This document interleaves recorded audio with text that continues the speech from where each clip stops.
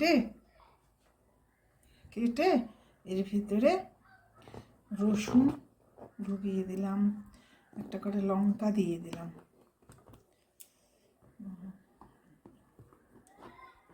রসুন লঙ্কা দেখেও নিলাম ভিতরে পোকা আছে কিনা ভালো করে। এই যে একটু তেল মেখে দিলাম, সরষের তেল।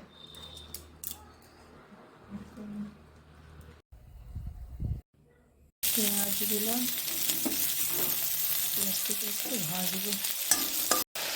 আদা দিয়ে দিলাম, সব দিয়ে দিলাম, রসুন লঙ্কা সব একসাথে দিয়ে দিলাম।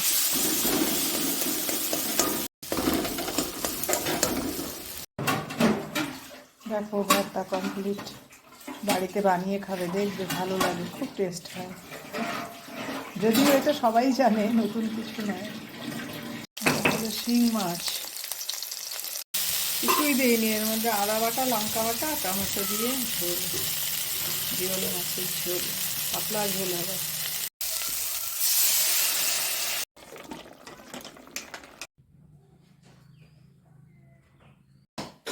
এটা হলো মুসুরি ডাল, পাতলা করে মুসুরি ডাল হলো, মাছের ঝোল, জিওল মাছের ঝোল আর বেগুন ভর্তা। এই হলো আজকের দুপুরের মেনু। আর তার সাথে তো ভাত আছেই।